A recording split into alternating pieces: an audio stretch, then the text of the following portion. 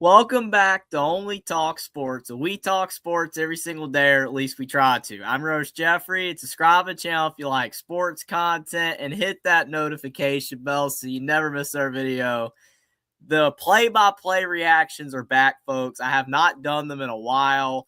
It's actually been, I think, over a year, probably and a half, since I've done a live play-by-play reaction for a college basketball game. And I'm excited to do it. March Madness is right around the corner. The bubble's very interesting right now. College basketball in general is very interesting. There's a lot of stuff going on. You even have like NIL and former players that are trying to come back to college, players that bypass college that are trying to come back. It's been a crazy college basketball season, but one thing still remains the same for now, and it's this Gonzaga-St. Mary's rivalry game. And I always love the matchup in Morago because when you have the underdog team, St. Mary's being the underdog, and they're at home, they've got a shot against Gonzaga. And this is a huge game for both of these teams because obviously if St. Mary's is able to win, it would probably lock up their bid for the NCAA tournament. If they lose, they still should be fine for the tournament, but some bracketologists are a little bit weary of, are they safe? Are they a lock? So this is a big game. It's important for the WCC. And also, for nostalgia's sake, this has been such a great rivalry for the last, I would say, 20 years, with Randy Bennett and Mark Few roaming the sidelines for both of these respective schools. And Gonzaga is abandoning the WCC for hopefully greener pastures, the new rebrand of the Pac-12. Not the Big 12, but they're going to the Pac-12, which, is not that big of a step up, in competition per se. But, that's what they decided to do. So, Gonzaga St. Mary's might be on the chopping block. We might not see this game anymore. So I definitely would, want to be live for maybe the last time we see this game, especially in Morago. Yeah, we might see him in the WCC tournament.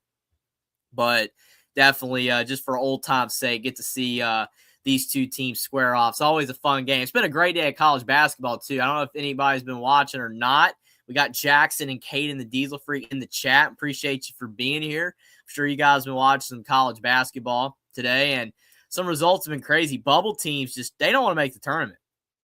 Bubble teams just don't want to make the tournament. You look at results from California. They lost to Pittsburgh, I believe. Did Auburn beat Ole Miss? I saw that Auburn was losing to Ole Miss. I don't know if they ended up winning or not. Let me check. I'm looking at the scores right now on ESPN's website. Let me see. I'm see if Auburn won because I know Auburn was losing to Ole Miss. That's huge if they lost. Trying to go through all these games. There's a lot of games today. TCU beat Kansas State. That was a bubble team that did good. Auburn lost. Auburn lost to Ole Miss at home. We need to cancel Auburn. Auburn's got to go. Auburn is not an NCAA tournament team. I don't care that they've had a tough schedule. I don't care that they played like the number one strength of schedule and all these top teams in the SEC, and they have a couple good wins. They are 15-14 now. They're not a tournament team. And they just lost Ole Miss at home, a team that had lost 11 straight games. Get them out. Auburn should not be in the field. Things are really getting interesting. I'm going to start, talking about this game more as it gets over to ESPN because right now I am watching this game on ESPN News between Gonzaga and St. Mary's. Gonzaga's up by 3, 14-11. It's been a back and forth affair as of now, but most people aren't watching this game yet because the other game on ESPN is still on between Florida and Arkansas, which that game's trash, unfortunately. The college game of the day, right? Florida is completely blitzing Arkansas. I think the only highlight from that game is John Calipari and Todd Golden getting into it a little bit, getting teed up. That was kind of funny to see. I saw that on social media. I did not even watch any of that game, so I wouldn't have saw it live. I just saw the reactions from that. I was watching the Carolina game, and it looks like they're going to beat Virginia Tech. So that's a pretty good win for UNC. Still getting along without Caleb Wilson and his hand injury. Definitely injuries are starting to crop up too, even among these big teams. I saw LJ Kaysen got hurt for Michigan towards ACL. Nate Ament got hurt for Tennessee today. Don't know how long he's going to be out. It looks like his knee is hurt. He tried to come back in, but he's out can't say indefinitely, but for the time being for the Volunteers, that's tough as Alabama stormed back and got a big road win at Tennessee. Huge win for the Crimson Tide as they're trying to get a protected seed. Their quest for that is definitely possible. So that was huge today. Also, you think about some other injuries like JT Thompson's earlier in the year. A lot of injuries going on in college basketball. Even Caleb Wilson for UNC still out, but he might be back soon for the Tar Heels. But just a lot going on in college basketball right now with injuries, big results for the bubble, big results for these top seeds. So definitely going to keep on monitoring the bubble. Right now, if you look at Joe Lunardi, he's got his bracketology as of now. I think he updated this a couple hours ago, so it's not like fully updated with what's just happened. But as you can see, right now, he's got in the last 4 byes, Georgia, Texas, Texas A&M, and TCU. And then he's got in the last 4 in Auburn, which just lost. So Auburn should move down. Santa Clara, Indiana, who has been falling lately after they've lost 3 in a row, including a home loss to Northwestern earlier this week. That was a horrible loss for Indiana. And then New Mexico, who did get a win over San Diego State, who is now fallen out of the field according to Joey Brackets. You got Ohio State in the first 4 out, California, which fell out after their horrible loss to Pitt, Virginia Commonwealth, our good buddy Will and D's alma mater, Virginia Commonwealth, in the first 4 out. They have a shot to make the tournament if they keep winning. Next 4 out, you've got Virginia Tech, who is losing to UNC. They should lose that game and stay out. USC is in the next 4 out as well. And USC is a really interesting team because they started out very well, but they've been losing a lot of games down the stretch, kind of like Indiana, but they've fallen out even further. Cincinnati's been on the rise. They got a big win today. Then Seton Hall, with the next teams being Nevada. West Virginia should move up after their big win today over BYU, Stanford, and then Baylor. So the bubble is weak. Bubble's not strong at all. These are not, none of these teams I would really vouch for and say they're all that good, but honestly, that's the bubble every year. But some teams got to play their way in. Got big games tomorrow for Ohio State. They got a big home game. I can't exactly remember who they're playing. It might be Purdue. But yeah, I do know that Ohio State's got a big game tomorrow. If they can win that game, then there's a shot that they can move into the field. I have to pull up tomorrow's games. And I know Ohio State's got a big matchup at home. And yeah, it's against Purdue.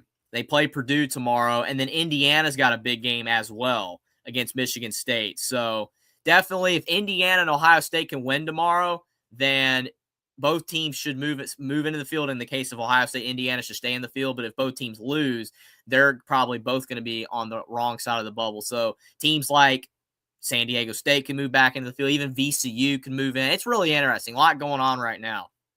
But we got Caden the Diesel Freak coming in with a $5 super chat. Appreciate that, Caden. He says, March Madness is always crazy and the moments are unpredictable. I absolutely 100% agree with that. We don't usually agree all the time on things, but I do agree with you here, Caden, that it is crazy. It's why it's one of the best things in all of sports. So many things in sports. The NFL playoffs are great. The Olympics are great when they come around, all that type of stuff. But March Madness is just a unique thing. It is a one of a kind. I don't know if anything else really beats just the insanity and just the collective joy that a sports fan can get from just the adrenaline rush of that first weekend when you've got 68 teams, and they're all playing and everyone's got a shot. And then you get those Cinderella runs and just the unpredictableness of it. It just makes it so fun to watch. I love March Madness. I've loved it since I was a kid. I'll continue to love it. And don't mess with it. We don't need to be expanded. I've said that before. I'll say it again. We do not need to expand the playoff anymore, especially when you have bubbles like this.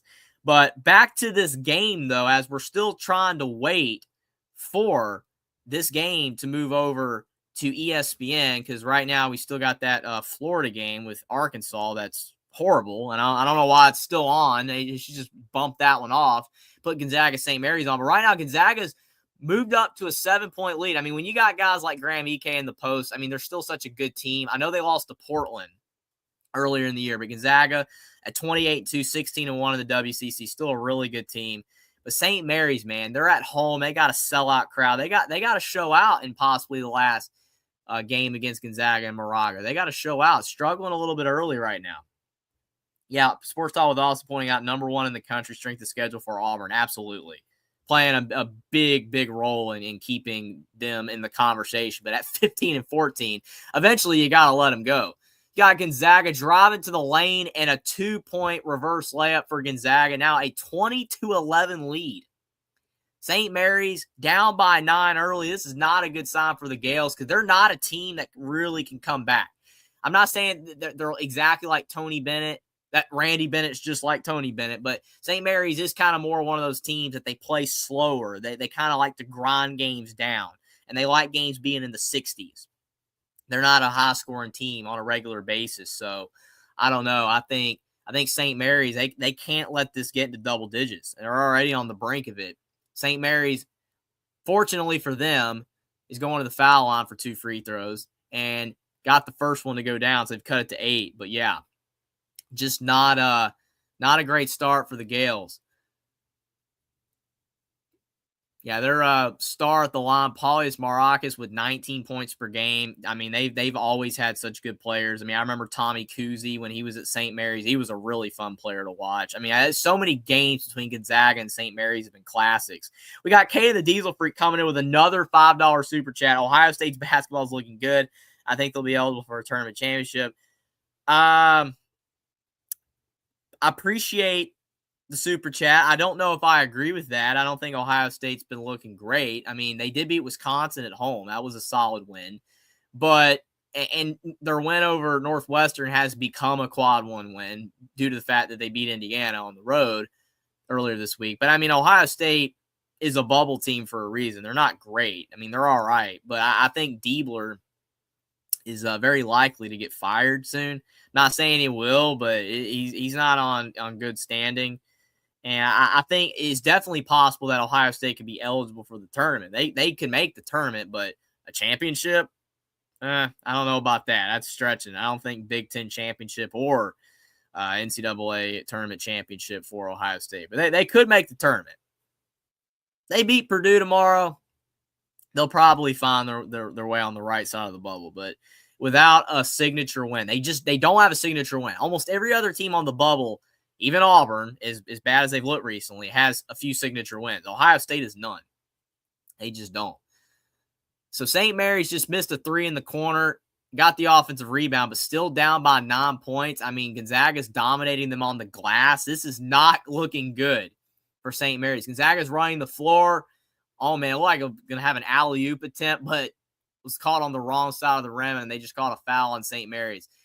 So St. Mary's now with 3 fouls, Gonzaga with 5, 9:04 to go in the first half, 22-13 lead for the Bulldogs. But this game's not starting out the way you want for St. Mary's. If you're Mark Few, you want to run and gun, you want to get down the floor, play like the North Carolina Tar Heels, get in transition. St. Mary's wants to bog the game down, make it a slow possession game. But definitely looks like it's in favor of Gonzaga for now. But it's early. EK at the top of the key. He's been a staple in college basketball the last few years, and he's gotten better at his jump shot. Just took a mid-range shot there. Was not able to knock it down. But you know what? Can't make them all. St. Mary's going back down the floor. Trying to get familiar with these players. I don't know a lot of the guys for either Gonzaga or St. Mary's because I haven't seen many of their games this year, to be fair. They're always on late, and I've usually got to go to bed. It's kind of rare for me to do a late show. I haven't been able to do them, having to wake up early a lot. But St. Mary's knocking down the mid-range jumper, big shot there, and they're calling a technical, I think, on both St. Mary's and Gonzaga. A little scuffle, showing you that this is a true rivalry game. Both teams, they know the history. But, man, like after that mid-range jumper went in, like I think Marakis, the star for St. Mary's, got into one of Gonzaga's players. Oh, man. It's a little early for stuff like this to be going on. There's still 8:31 to go in the first half. Let's see what happened. Okay, it looked like number 7 for Gonzaga. He kind of pushed him a little bit on the box out attempt. Yeah, I don't think there's a whole lot else there than a shove, and then they got in each other's faces. But I mean, I don't think we should eject anybody. Did they just call it on the Gonzaga guy, or did they call it on the St. Mary's guy as well? I'm not sure. I think they might have did a double tech, though, which I don't know if I agree with. St. Mary's guy, I didn't like he did that much, but. So we got a comment from Darrell MVP. Appreciate you for being here, Darrell. He says, Miami, Ohio probably gets in with 1 loss, but not with 2.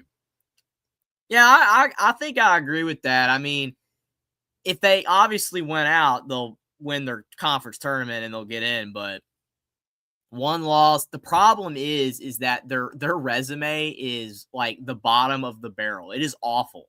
Like I don't think it can be overstated how weak the resume is. And that's not to disparage what they've done. Absolutely not to disparage what they've done. It's impressive. I mean, Indiana football going undefeated. It doesn't matter who they played. Even people arguing they didn't play anybody, which is total crap. But I mean, they won a football championship going undefeated in this modern era, which is not easy to do. But in college basketball, you don't see undefeated teams that much. I mean, the last team that went undefeated as a whole was Indiana basketball in 1976. But you think about like that Kentucky team that lost to Indiana in 2011, 2012 with Anthony Davis. They only lost one game and won it all. And then Kentucky was undefeated in 2015, but then they lost to Wisconsin in the Final Four. It's not easy to do that. Wichita had that year where they were like undefeated all the way into March Madness. It's hard. It's not common. So, like, yeah, Miami's played nobody and they played a trash schedule, but the fact that they are undefeated is still very impressive. So I would let them in with one loss. Yes. Two losses, though, I agree with you. It takes more of the shine off of it, and they just don't have any meat on their resume. As bad as the bubble is, the bubble's trash. You got to put a team like VCU in that at least has like 5 or 6 quad 2 wins over a team like Miami, Ohio that has nothing on the resume. So I agree with that. Absolutely. But appreciate you being here, Darrell. We got Caden coming in with another $5 super chat. Appreciate the support, Caden. He says, I was with the Ohio State football team working out, and football boot camp is going well, and they'll reclaim the national championship. Okay. So Caden has firsthand experience of what's going on in Ohio State's workouts and boot camp that they're obviously doing already somehow, and they're going to reclaim the national championship. So we'll definitely, as Stephen Cherry would say, who's not here, hopefully he does stop by, but as Stephen Cherry would say, keep receipts on that one. We'll see if Ohio State's able to do that, because you thought they'd do it this year and they did not. But you never know, Kate. Ohio State's always in the hunt. We'll see what they do. But yeah, glad that workout went well. Appreciate you again for being here, though, Kate. But yeah, we got a 24-18 game now between Gonzaga and St. Mary's. Very interesting. I got to switch it over now. I think the game's over, because I'm having it on ESPN News right now, and it's going over to dodgeball. So I think that Florida massacre of Arkansas is finally over, so I can flip it over to the main channel. So now more eyeballs are going to be on this game, as it should. Because, I mean, this is a special game, in my opinion, for especially the West Coast in college basketball. I mean, you think about rivalries on the West Coast, there really aren't a lot of college basketball rivalries that really matter. I know you got Arizona State, but Arizona lately has just dominated Arizona State, because Arizona State with Bobby Hurley has not been good. And then you got like USC, UCLA. Neither of those teams have been all that good lately. I don't think Oregon, Washington's a good rivalry in basketball. There's not a lot. Like, this game is just kind of taking on a role of its own. Like, it's just a unique thing. Yeah, I mean, I remember being a kid and like Gonzaga would play these games with the St. Mary's school. And I'm like, man, I've never heard of St. Mary's. And like these games are always entertaining. And then BYU was always very interesting as well in the WCC. Gonzaga, BYU had a lot of good games, which now obviously BYU has made a big jump up to the Big 12. And especially with the advent of NIL, BYU's on fire. They're getting 5-star recruits, and they've got big donors like that Crumble company or whatever. So they're doing really good. But now, like, Gonzaga, BYU's gone. It's been Gonzaga, St. Mary's. And you've had Santa Clara coming around with Herb Sandek at head coach. He's done a very solid, underrated job at Santa Clara. Even had an NBA, product with Jalen Williams coming out of there. I mean, he's had success, but like Gonzaga, Santa Clara has not even gotten anywhere close to what this is. Gonzaga, St. Mary's, just so many iconic moments. Like right now, they're showing now that this game's finally gone over to the big time with ESPN, they're showing the montage of some of the moments. Like, I remember these games. I've been watching these two teams play basically my whole life. And like Jackson said, appreciate you again for being here, Jackson. It is so weird that this could be the last time Gonzaga and St. Mary's can meet as conference opponents. I hope both schools are talking about doing a home and home. It'll be nice. Yeah, I mean, tradition with all this NIL and the portal and money and realignment going on, tradition has kind of been thrown away by the wayside. And there have been interesting situations where, due to realignment, we've seen rivalries come back. Like your Texas A&Ms and stuff. Like, cool. That's great. That's awesome. But we've lost more rivalries than we've gained. And this is another one that we could lose. And I mean, yeah, there are rivalries that I like a lot better than this game. UNC Duke will always be number one for me in college basketball. It is the best rivalry in, arguably, you could say, all of sports. You could also argue Ohio State, Michigan. I don't have as much attachment to that because I'm not a fan of either team, but you can't deny its impact. Alabama, Auburn in football. Indiana, Purdue in basketball are very special games. But this game, just as a true college basketball fan, and I'm not saying like if you're a casual, you don't love basketball. I'm talking about like someone that's passionate that watches the games from dawn to dusk. Especially, when I had all the time in the world, I'll be watching these games till 2 a.m, all the time. And sometimes I still try to catch as many late games as I can. But, sometimes these games come on at 11:30. It feels like, I could be wrong, but it feels like Gonzaga, St. Mary's, these type of games would be on later when I was a kid. It's almost like they used to come on like 11:30, 12 o'clock before like people started to figure out like, hey, Gonzaga, St. Mary's is actually a thing here. Like once St. Mary's became a consistent rival to Gonzaga and Gonzaga became more and more of a national brand, they started moving the game to like 10:30 like it is right now, which now it's 11:12. But, the game just finally moved on to TV because the previous game lasted forever. It's like, note to self with scheduling, it'd be kind of nice if like Arkansas, Florida had started at 8. Like you had that whole segment of 30 minutes where they were hyping up that game. And it's like, if that had started at 8 o'clock, then this game would have been right on at 10:30 just fine. But like, whatever, that's why you got ESPN News, I guess. But still, like, it just feels like these games used to come on even later. But now, like, they moved them to 10:30, I guess, to be more accessible for everybody in the nation to watch. Because, I mean, again, I know people even on, in my part of the country in North Carolina that watch this game. Like, they're like, man, Gonzaga St. Mary's is always fun. And yeah, I would hate to see it go away. We got St. Mary's kicking out to the corner, top of the key here, trying to make something happen. They're still stagnant on offense, which is kind of on brand for them, again, as a slower offensive team, but just trying to figure out how to get something going. And they do. St. Mary's knocking down the triple, cutting it to 5. Mikey Lewis, I remember he was there last year, I believe. 26-21. Moraga's starting to get loud.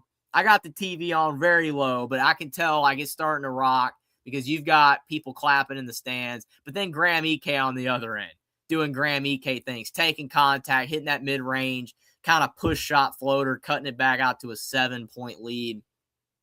St. Mary's just hanging around, though. That's what they got to do. Momentum's still in Gonzaga's favor. If they can keep it close. You got Maracas trying to drive. I mean, I would definitely make sure if I'm St. Mary's, like I'm setting some screens for Mikey Lewis. Looks like he's really engaged here. Driving into the lane, short on the layup there. We got Gonzaga with the board going down the floor. Yeah, Grant Foster's a pretty good player for Gonzaga. He's been very solid this season. They got a lot of good players. I mean, that's what Mark Few does. He's had a machine out in Gonzaga for the last 25 years, just consistently getting really good players, NBA talent to a school that prior to him being there was not much. I mean, they were not thought of as a national brand. I mean, Gonzaga, in a weird way, I can't compare him to like Notre Dame football because Notre Dame football is just tons of national championships, but that outlier team, like how Notre Dame in college football is an independent. And all the other independents that are still independents, which aren't many, are bad. Notre Dame is the outlier. Everyone's in a conference, and then it's Notre Dame. And Notre Dame is great. Gonzaga is like that, where you've got everyone in the Power Four in college basketball is good. And then you have, like, every year, you got your Wichita that came out of nowhere, and Loyola Chicago, and some of those type of teams. But it's Gonzaga. Like, Gonzaga's not in the Power Four. They're not in the Big 12. They're not in the SEC, ACC, Big 10. They're not in the Big East. I know they're going to be joining the Pac-12, but that's the Pac-12 that's dead and not good and whatever. So it's like Gonzaga is like that one team outside the major, powers that every year they're a threat to at least compete for a national championship, which is unique. I mean, that is so rare to see. I mean, you had Wichita there in the 2010s with Greg Marshall, and they were very good. It just didn't last. Gonzaga has been a force my whole life. I remember, like, when I was a kid, like, Gonzaga would be, like, fringe top 25, and I was like, what's this Gonzaga team? And I remember, I mean, it's so funny when you think about it as a kid, memories of learning about sports, just learning stuff. Like, I remember the first time I saw Gonzaga basketball, and I was like, what about Gonzaga football? And then finding out they didn't have a football team. And I'm just like, wow, there are schools that don't have a football team that have a basketball team. I mean, it's just crazy, and then they just kept getting better and better. And like, just as time has gone on, Gonzaga's just become a force, even almost winning a natty. A couple years they almost did it, but never have gotten one. But Mark Few, I mean, he is going to go down as one of the best coaches of all time, especially for what he is at a school that was nothing practically before he got there and then turned him into a power. Got Mikey Lewis with the basketball for St. Mary's. They've cut it to 5, trying to cut it even further. Lewis shooting a 3 that was way off balance. Probably should not have shot that one. Innocenti for Gonzaga going down the lane. He's been solid. EK shooting a triple, and he knocks it down. Man, you do not want to leave Graham EK in transition, man. He can be that pop guy. And then they leave St. Mary's wide open for a 3, and they knock it down. So now it's a 5-point game again. Montes, man, I don't know how to pronounce that last name, so I'm just going to leave it at that. But good shot for him. 9 points. He's hit a couple threes. Gonzaga, that's a travel. Gonzaga with a travel in the lane. 5-point game, and you can tell things are starting to tighten, which is definitely positive for St. Mary's. Got to get the crowd involved. The weird thing is like Gonzaga never usually gets sped up, but you have to find a way to get them out of their comfort zone. So I can't say like speed them up more, but you just got to get them out of rhythm. And it does look like St. Mary's, outside of Graham EK at least, are starting to get them out of rhythm. So we got Sports Talk with Austin saying core memory as a kid being up until 2 a.m. watching the West Coast games, the WCC and the Pac-12 and sleeping late on Sunday. Yeah, I mean, that's the thing, man. I mean, you think about this stuff, and it's just, you just look back on it. And I remember, football as well, watching so many late night Pac-12 games that would go on until 1:32 in the morning. It's like 55-52. You got like two mediocre Pac-12 football teams, and you're just watching the game, and it's fun. And like you're just hoping the game never ends so you can keep watching it. And same thing with college basketball. I mean, these late night games, I mean, watching Gonzaga play, watching these Pac-12 games, it's crazy. Just always so fun to look back on. Also says, Jeffrey, do you remember the 2017 Gonzaga, the team that was almost perfect for losing? Yes, absolutely. I mean, and also the team that lost to Baylor in the national championship game. But both of those teams were fantastic. The 2017 Gonzaga team and the 2021 Gonzaga team were both truly elite teams that had the capability to win it all. Unfortunately, it never occurred for them. I mean, I'm glad that they didn't win.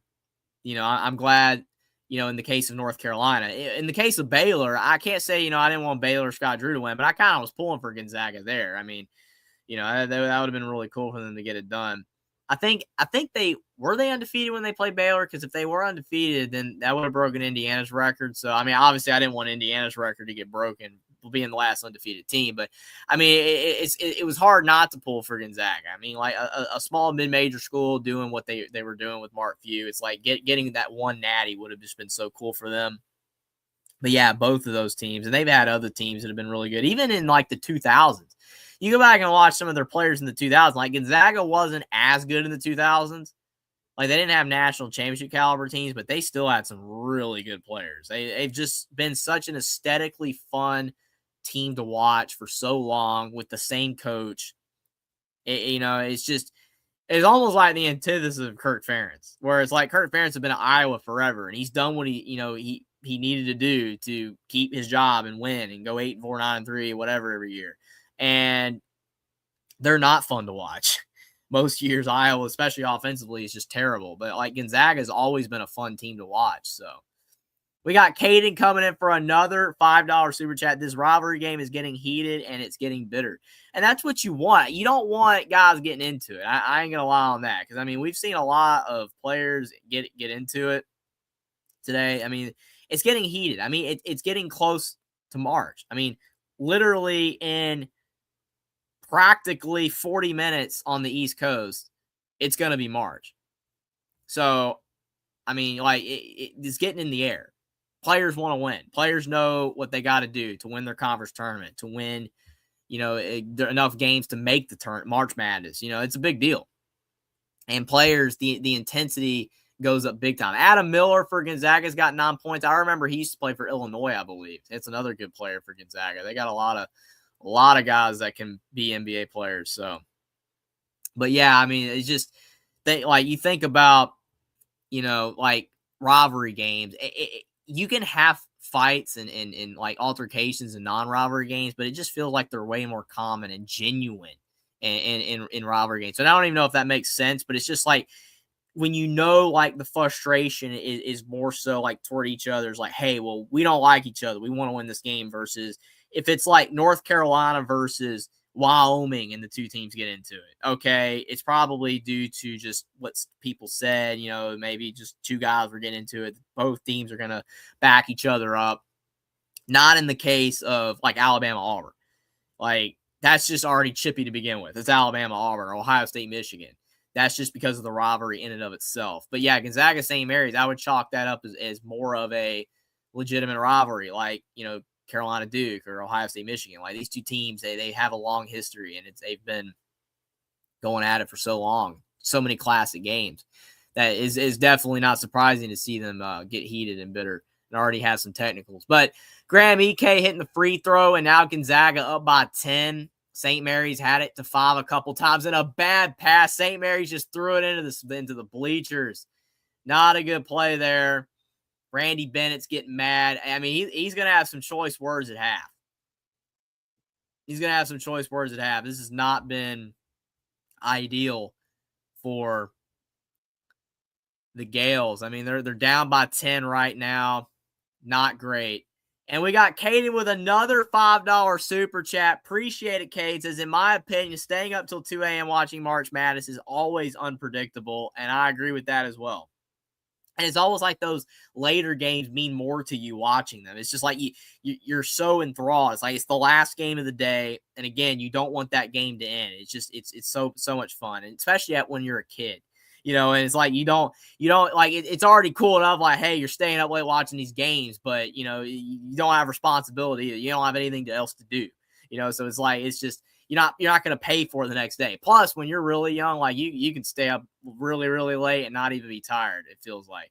St. Mary's, though, driving into the lane for a kick out three to the guy that hit that three earlier. I really don't know how to pronounce his name, but that's a really good shot there to cut it to 7.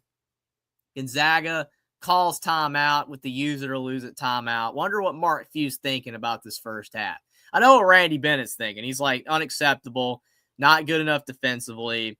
Let Gonzaga get into their sets too easily. All that kind of stuff. But Mark Few, I mean, is he happy with his team's performance? Because at times Gonzaga has really controlled this game. But it's still only a 7-point game. It never got out of hand. When I was like, Gonzaga was up 20-11, and I'm like, St. Mary's, you cannot have this thing go to double digits. Absolutely not. Well, they didn't. They've kept it in respectable hands. If they can get a stop here, if they can stop Gonzaga here, get another score, cut this thing to 4 or 5 before half, they're in this thing. Nowhere close to it being over at all.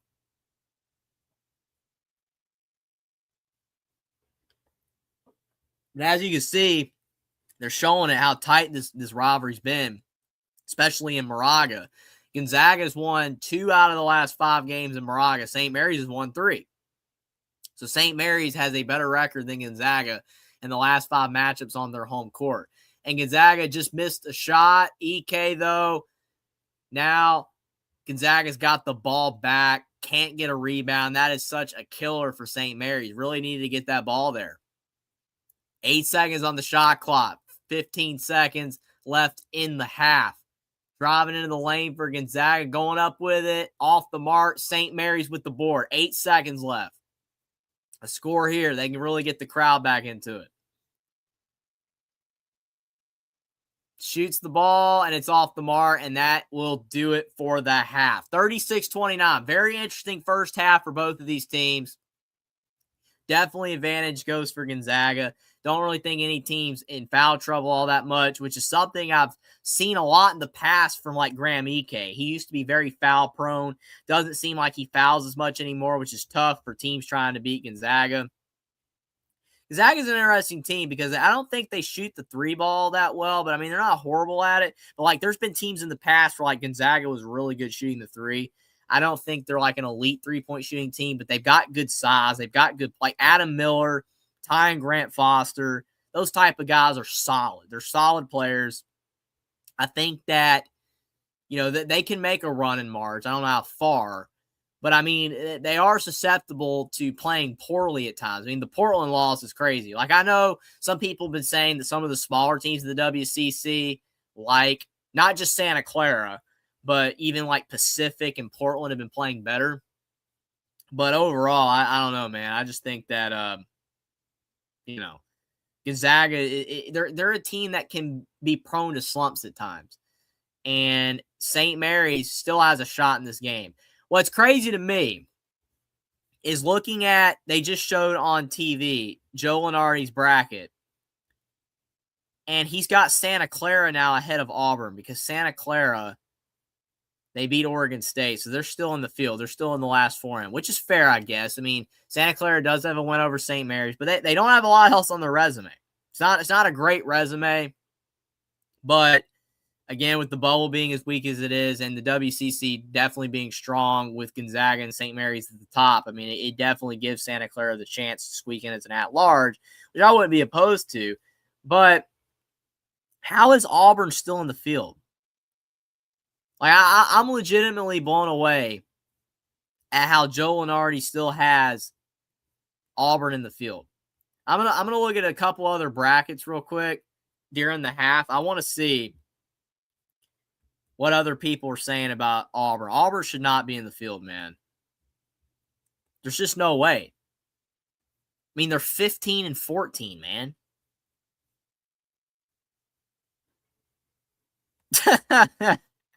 Oh my goodness, this is so funny. So we got T3 bracketology. I don't know if any of you guys know who that is, but we got T3 bracketology here tweeting out his Friday seed list that he made, and he's got it just getting completely blown up because all the bubble just did not react. They just did not react to the stress that they needed to. Not even the stress. Like, they didn't react to the mission. Like, you're on the bubble. What do you got to do when you're on the bubble? Like, the stress and anxiety of life on the bubble, you got to win. And these teams are not getting it done. You know, they're just not. So it's like you have to understand the assignment, man. I mean, like, these coaches, I understand, like, if you're playing a good team, you can't, if you're a bubble team like USC and you're playing like Michigan, you're not going to beat Michigan. But when you are Auburn basketball, and you are playing Ole Miss, they have not won a game in 2 months, and you lose at home, and yet you're trying to tell me that bracketologists still have them in the field? It's just no way. It's just no way.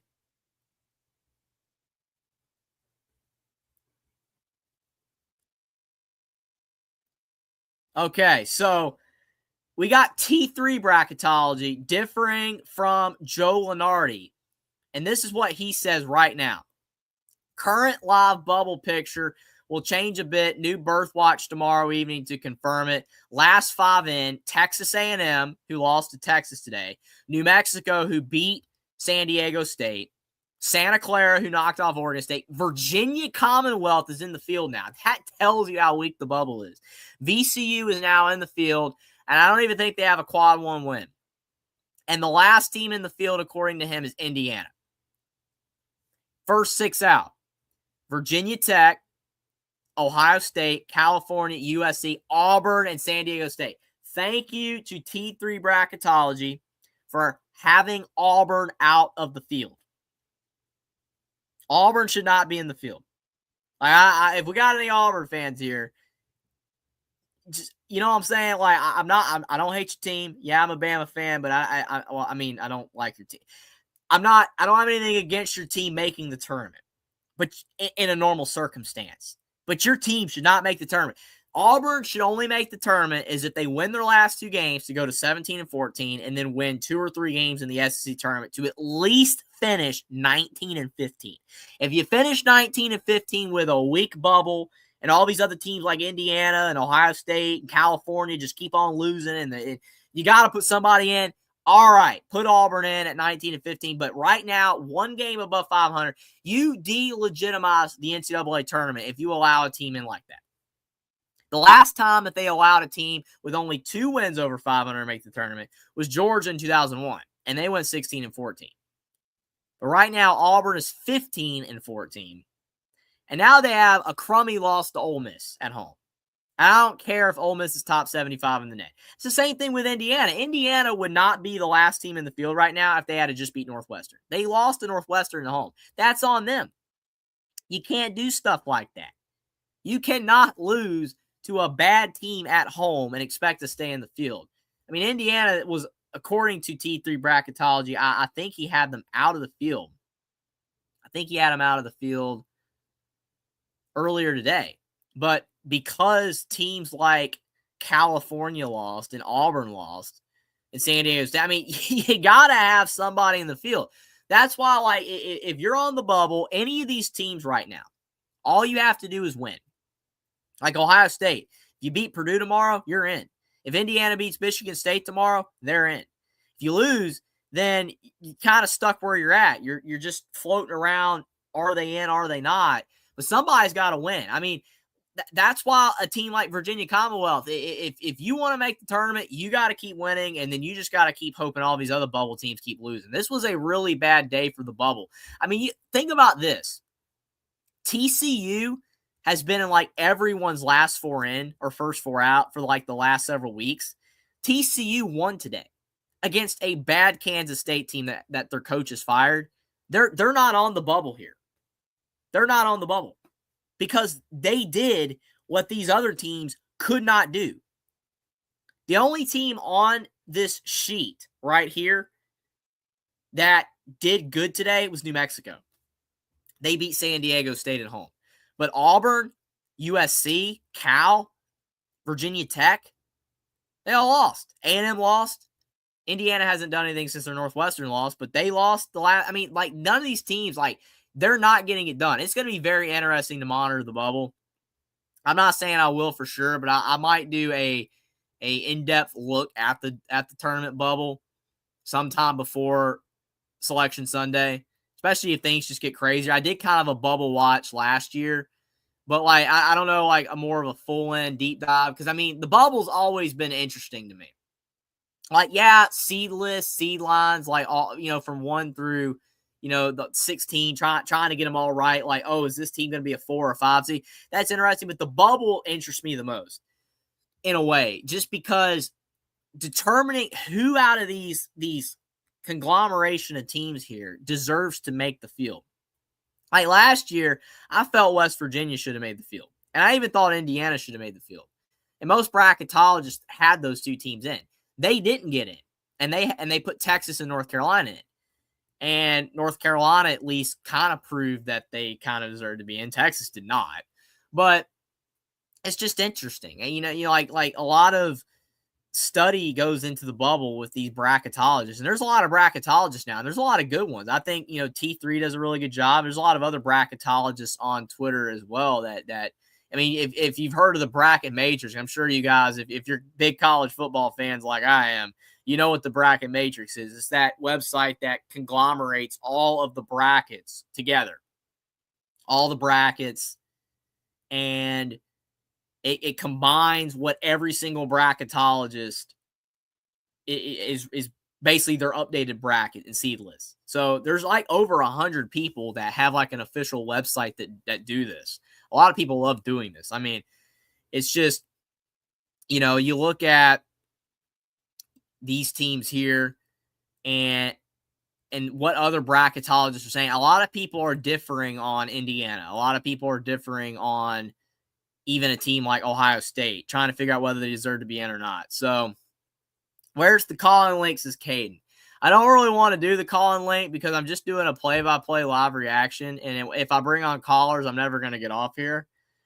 So I really don't want to go do that. But, I mean, we'll see. I'll debate that. But I probably do not want to do that. I know I will be again with Will soon. I don't know when we're going to go live. This is not the last time I'm going to be live. So definitely you'll have an opportunity to discuss. How was it? It's not about that. It's because if I bring you on, if I put the StreamYard link in chat, then everybody else is going to come on too, which is not a bad thing. I love talking with all of you, but then I'll be not watching the game. I'm not going to be watching the game, and it completely defeats the purpose of the stream. You go back and watch my old live play-by-play streams. I never did a call-in link. I think I did it like one time, and then what happened is what happened. I had like 5 people in there, and then we were all talking about random stuff, and I wasn't talking about the game. I'm doing a play-by-play reaction of the game. So I'm probably not going to do a call-in any type of link today, but I will do in the future. We'll be live again. And I'll put the link in, and we can talk, but just not tonight. I do appreciate the super chat, so I appreciate the support. I appreciate you being here, Kate, and everybody else. Like, you guys are amazing for being here this late, especially because I haven't done a college basketball stream in ages. So I appreciate you guys for being here. But yeah, definitely kind of want to stick to the live play-by-play reaction, because like I said, once I bring callers on, it completely goes off the rails in a good way, but just not for a live play-by-play reaction. But getting back again to the bubble just for a minute, I feel like I think Texas A&M should be in for now. I don't think they're great, but I think that they should be in for now just with how weak the bubble is. I agree with New Mexico being in. I think Indiana should be in just because of how bad the bubble is. I don't think that they're really good, but I think Indiana should be in for now. If they beat Michigan State tomorrow, then they'll be in. But a loss to them tomorrow, especially if it's a bad, like a blowout loss, then I don't know, probably not in. It's just it's so tight. VCU I probably would have out just because they have nothing on the resume, but pretty much. But I mean, again, I understand why T3 has them in. I mean, but that first 6 out, does any of those teams in the first 6 out belong in the tournament? Virginia Tech, Ohio State, California, USC, Auburn, and San Diego State. I mean, honestly, chat, out of those 6 teams, who do you think should be in right now? I mean, I really don't think any of them. None of them are that good. I mean, it's a sad state of affairs. And like I said, this has happened so many other years where the bubble is extremely weak. I remember some years where the bubble felt like it was pretty good. There's been some years where that's the case, but this year it does seem like the bubble's weak. And I think part of it is because the top of the bracket is so strong. Like we've all said, like the top 5 seeds this year are very good. And then it kind of drops off. And then like from 6 through 9, you've got a kind of a conglomeration of teams that can't really figure out whether they're good or not. But then after that, like the bubble's just bad. I mean, it is rough. Some years, if the bubble was better, some years a team like Auburn would not even be sniffing the field. Because, I understand your comment, Austin, about Auburn's strength of schedule is going to get them in. I understand that. But you got to win some games. Like, they're not beating anybody. I know they beat Kentucky. They did beat Kentucky, but by 1. And Kentucky should have won that game, but they fell apart. I mean, Auburn's just, to me, I just don't think they're a great team. I know the schedule's been hard. I get that, but you're 15-14. Like, that's not great. So, yeah, it's definitely going to be really interesting to see what happens. I mean, I think, the last couple of weeks, that bubble is going to change like 50 more times. I think that you're going to see a lot more movement. I mean, the teams that are currently in the last 4 in, none of them could make the field. And all the teams that are out could find a way to get in. I mean, I think this thing's going to shift a whole lot between now and Selection Sunday, as it always does. So, I mean, at the end of the day, if you're on the bubble, you know what to do. You got to win. And you can't be like Cal losing to Pittsburgh at home or Indiana losing to Northwestern at home. I mean, I don't know if you guys saw, like, California dropped the ball today. I mean, losing to Pittsburgh is bad enough, but losing to Pittsburgh at home by 16 is a whole other thing. Like, if they had to beat Pittsburgh today, they're probably in the field. They're probably in the field. And now they're not because they couldn't even beat Pitt. And other teams had a bad day too. Iowa lost at Penn State. That's not a good loss. That's not a good loss at all. And Iowa's currently pretty safe for the tournament, but I mean, that still was not a good loss. And then you think about, you know, there are other teams that suffered pretty bad losses today. There was another big one. I'm trying to think. NC State. NC State lost to Notre Dame. And they're another team that's probably going to make the tournament regardless. But you think about just like seed implications. I mean, you lose a game like that. When you lose to a good team, you probably drop like a spot or two, but you lose to a bad team like that, you drop a whole seed line, and you should. I mean, why should you stay at the top of the bracket, you know, or like top half of like a 7 or an 8 seed when you're losing to teams like that? You know, and it's not like for some of these teams, it's their only bad loss. I mean, they're not consistent. NC State and Iowa have been up and down. Like both teams have pretty good wins, but they also have some pretty bad losses. And both those teams are very fortunate that the bubble is so bad that they're still like around a 9 seed. But both those teams suffered horrific losses today. Not ideal if you're an Iowa fan or a NC State fan.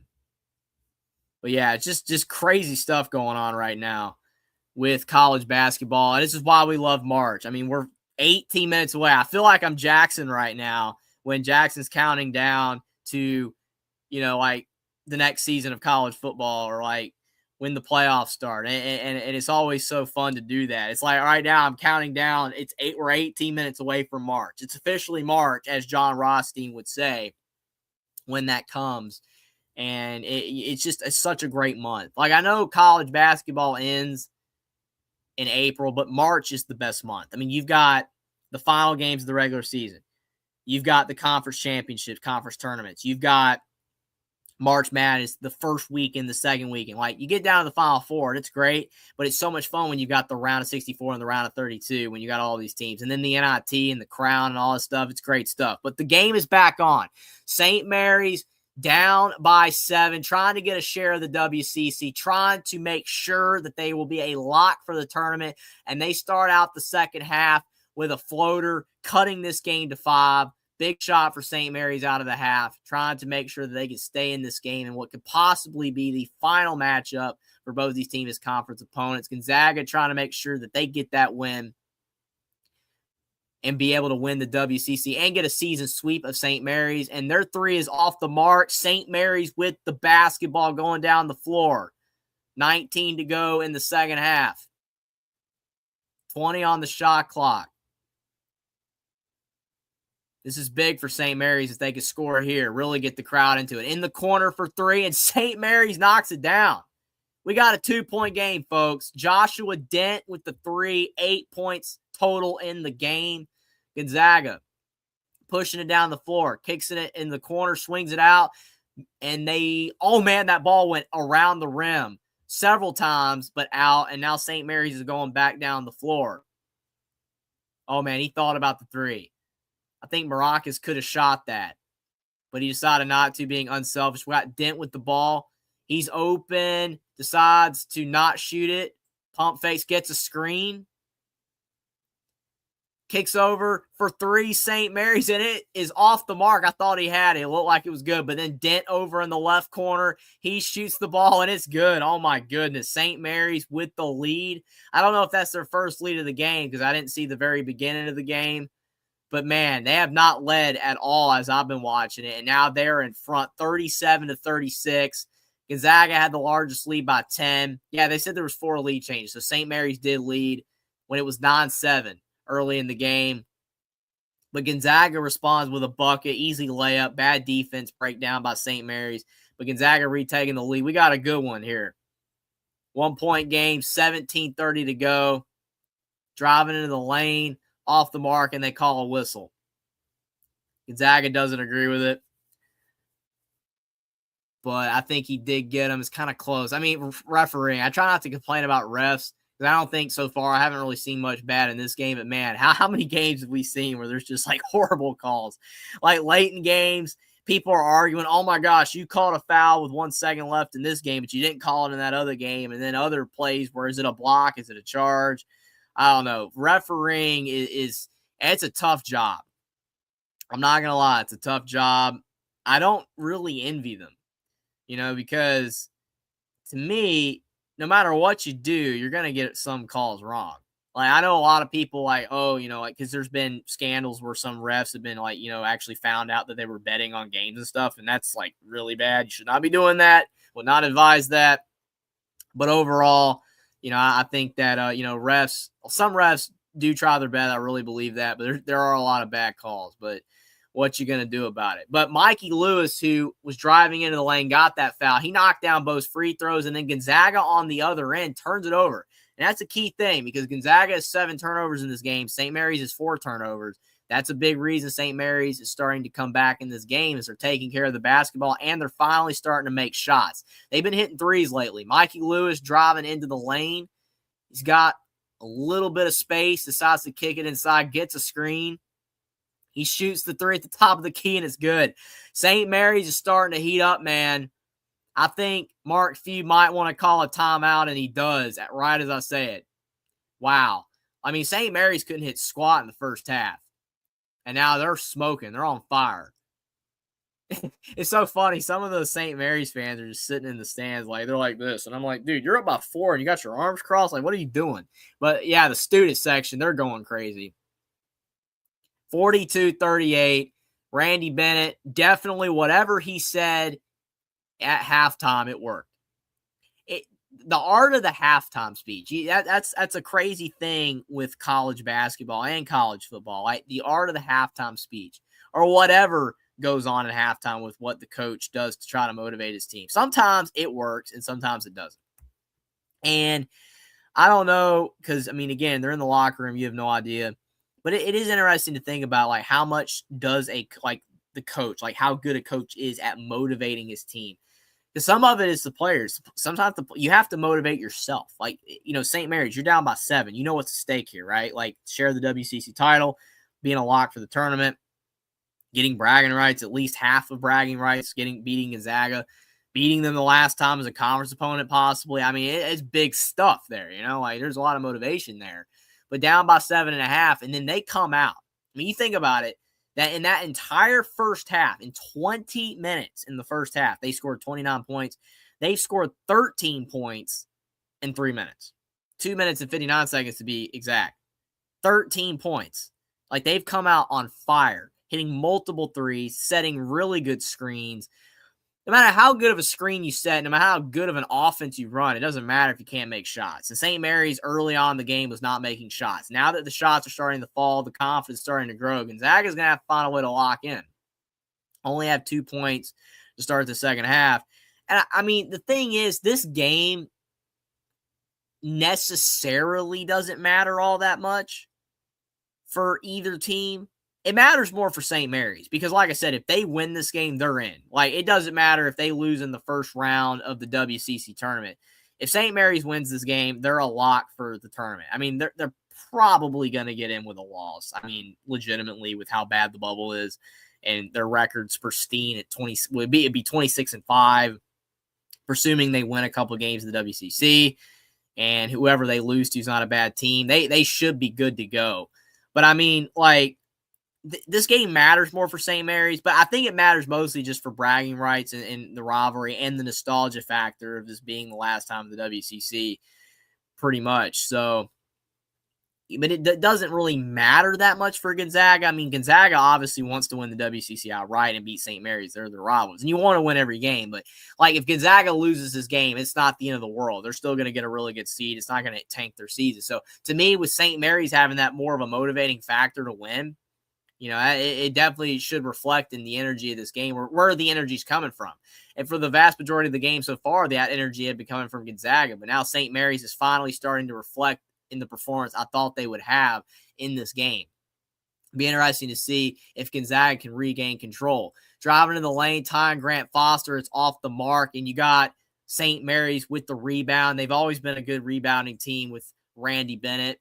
16:30 to go in the second half. Dent at the top of the keys. Hit some big shots in this game, especially in the early second half. Mikey Lewis with the basketball. He was been heating up as well, especially late in the first half to keep St. Mary's in the game. Lewis driving into the lane, nowhere to go, cut off, and turnover. Too much dribbling, way too much dribbling. Good defense by Innocenti for Gonzaga. 4-point deficit. EK thought about the three, and they call a foul on the floor. So we got Rough Rider Returns here saying, nice play-by-play, Jeffrey. Appreciate that, Rough Rider Returns.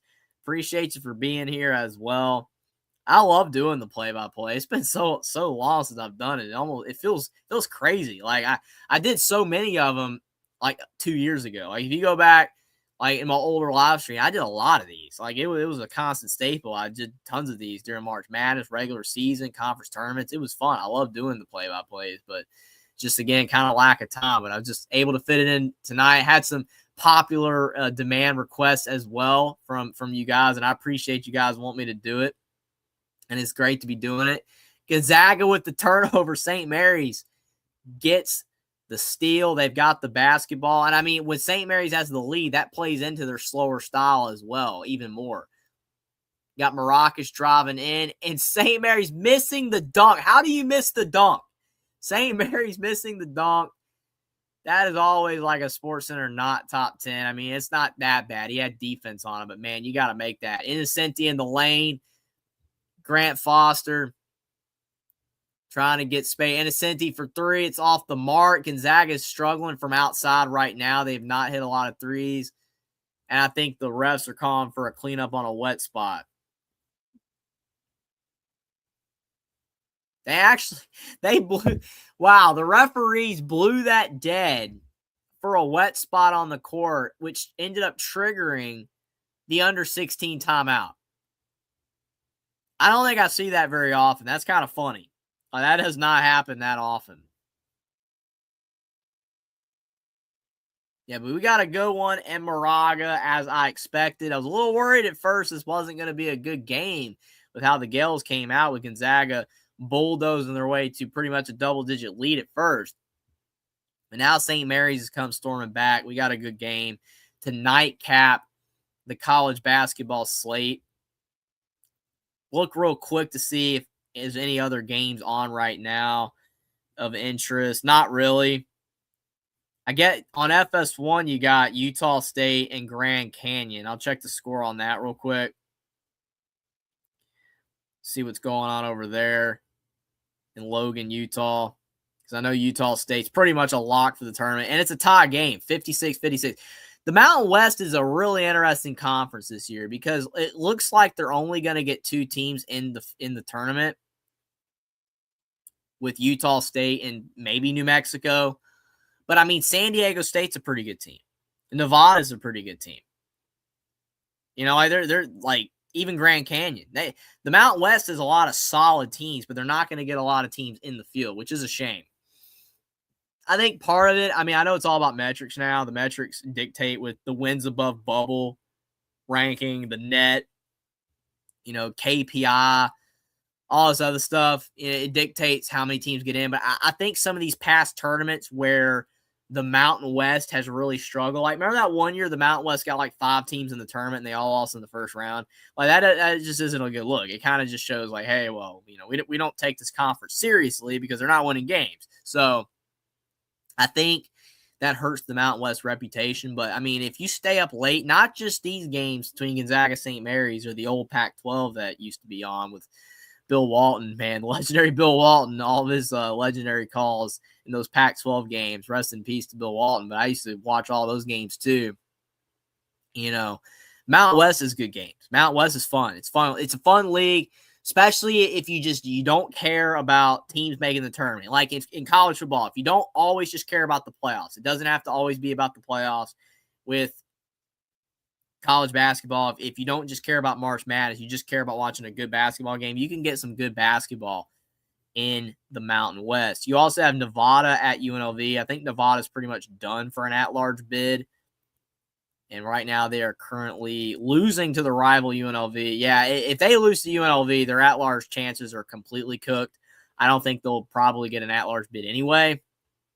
But definitely a loss there would be detrimental to any shot that they would have. They'd have to win the Mountain West Conference Tournament. Definitely, I think the Mountain West Conference Tournament could be prime for a bid stealer. If they can get Utah State knocked out, then that conference could definitely be a bid stealer. We got Pit Snipe Husker coming here saying, "What up, Jeffrey? Appreciate you for stopping by for this live stream, this play-by-play reaction to possibly the final edition of Gonzaga and St. Mary's as a conference opponents, which is sad to see. Another state of affairs with what's going on in college sports right now. But it was a turnover from St. Mary's. Then Gonzaga gets steal. Like basically they lose the ball, and then you got St. Mary's getting it back, and then now Gonzaga's got it back. I can't even keep up right now, which is crazy because St. Mary's usually being a slow team, both teams getting sped up. It looked like EK was fouled on that play as he drove to the rim. They didn't call it. Mikey Lewis going down the floor, and now it's off of Gonzaga. It's going to be St. Mary's ball. What is going on? This game is high-flying action right now. But, man, like, Graham EK, when he drove into the paint on the other end, dude, that St. Mary's guy grabbed his jersey. That clearly was a foul. Didn't call it. The refs are letting him play, which I love to see. I'd rather the refs let him play, but, man, sometimes you got to call the foul there. 42-38. Pit Snipe Husker says, "Good to see you, buddy. I don't know basketball for nothing, but I'll drop a light and leave you run on mute in the background." I appreciate that, Pit Snipe Husker. I mean, yeah, like I don't know how long you've been, following my channel. I appreciate you for all, being on all the football streams. But I used to do a lot of college basketball streams. I love college basketball. It's just I love doing the play-by-play reaction, but I just haven't had as much time to do them recently. But trying to see if I can maybe do at least a couple this year. Bring back the tradition a little bit, but do appreciate. Doesn't matter. Like if you're not a big basketball fan, if you don't know a lot about college basketball or care much about college basketball, I just appreciate you for being here. And that goes for anybody. If you're not a big basketball fan, definitely just appreciate the support. Appreciate you for stopping by. But St. Mary's, Mikey Lewis, who only averages 13 points per game for St. Mary's, has 17. So when you see guys like that are overperforming their average, that's usually a good sign for an upset, which, I mean, wouldn't be a huge upset. Gonzaga's favored by like 2, but still. What's crazy is that St. Mary's leading scorer, Paulus Marakis, who averages 19 points per game, he only has 2. So if he can get going, that would be really big for St. Mary's. Right now, Joshua Dent, and Mikey Lewis are really picking up the slack for the Gales as Marakis is really struggling. A turnover, yes, it is. A turnover for St. Mary's. Look like miscommunication at the top of the key, and they throw it away. McKeever was not looking like he was ready for that pass, which is frustrating for Randy Bennett's team because they have been doing such a good job taking care of the basketball in this game. And that's a big reason they got the lead. You can't give Gonzaga more opportunities because they are the more talented team. They are the team with more depth. You don't want to give them more opportunities. Gonzaga with the basketball. EK setting the screen, kicking it over. Adam Miller with the ball. Innocenti driving into the lane. Lays it up, and it does not go in. And a big boy rebound for St. Mary's. What a rebound. Man, that was tough-nosed basketball right now. I would not want to get knocked by that guy. That guy was big. Pit Snipe says, "You're doing good, Jeffrey. Almost makes me interested, LOL." I appreciate that. Oh, man. That's what I try to do. I want to give people a good time. I hope they always enjoy it. I have fun doing it. I love talking sports. I love watching these games, talking about them. And I'm always am even happier if you guys are enjoying it because that is the main goal. I appreciate it. Second half field goals, though. St. Mary's 5 of 10 from the field. Gonzaga 2 for 7. So St. Mary's definitely outperforming Gonzaga in this second half. But there's been a slight lull. I don't think either team has scored in the last minute and a half. St. Mary's on the block. Maroc is trying to get something going. He's been off all game long. Kicks it down low. St. Mary's with the jump hook. It's off the mark. And you've got a big board for Gonzaga going back the other way. In transition, 12:40 to go in the second half. Kicking it on the block to EK. Trying to take over here. EK with a fadeaway. That's a tough shot. Don't like that shot from EK. Should have gone up stronger with it, taking some contact, but instead he faded way back. And then a foul on the other end on Gonzaga. That's the third foul on Gonzaga in the second half. St. Mary's only has one foul. So neither team anywhere in danger of going to the bonus yet, but going to be very interesting to see if this comes a free throw game down the stretch. See who hits their free throw. That's always key in college basketball. If you miss your free throws, if you're a bad free throw shooting team, it really hurts your chances of winning. Even if you're a good free throw shooting team and you just have a bad day, which can happen. But Joshua Dent, top of the key for St. Mary's. 12:15 to go. Kicks it down low. I think there was another foul on the play. Oh, man, 4 fouls on Gonzaga now. I think they might have called that one on EK. I don't think he's in foul trouble yet. That's something to monitor as Gonzaga starts racking up fouls. 2 fouls in the span of 5 seconds. If I'm St. Mary's, I attack in the paint. Try to get more fouls on the Gonzaga Bulldogs because that is currently an advantage. Dent driving. Gets a screen. 5 seconds in the shot clock. Dent in the lane, off the mark, and a rebound for Gonzaga. Tough shot. Now going up the floor. Gonzaga to the rim, and a foul on Mikey Lewis. 11:59 to go. Smith going all the way to the rack, and he gets that foul on Mikey Lewis. So we got 11:59 to go. Heated, intense matchup in Moraga in the WCC. End of the regular season game. It's always been crazy to me, especially with these smaller conferences, how quickly their regular seasons end. Like the WCC, like this is the final game of the regular season for these teams. And then other conferences, the big conferences, they still have another week left. Like some of these teams still have 3 games left. But yet, Gonzaga, St. Mary's are already done, and then their conference tournament is going to be like next week. And then after that, you're going to have like their conference tournaments are going to be over. The smaller conference. That's how it works every year. The smaller conference tournaments are going to be over. And then the big conference tournaments are going to start the week after that. And then that's when you have Selection Sunday. So you've seen like Gonzaga will have like a week and a half to almost 2 weeks off where they're not even playing basketball before March Madness, like before the selection show even occurs.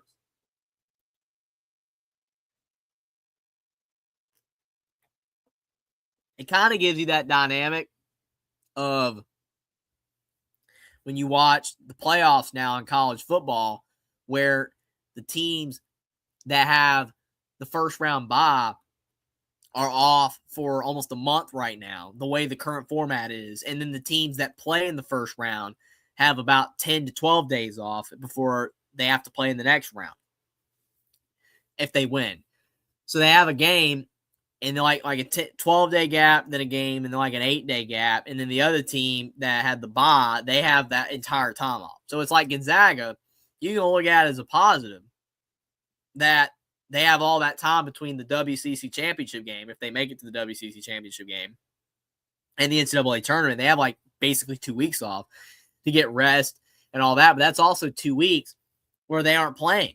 So you have to figure out, like, as a coach, when your team has that much time off to keep them motivated, to keep them, I can't say in shape because all these players are in shape, but ready to go. Like once the tournament starts, that they're ready, that they haven't slacked off. They haven't, like gotten distracted by other things, like that the main focus like on basketball, on March Madness, to make sure that they're ready. Because I mean, some of these teams, like the SEC championship game and the Big Ten championship game, they're on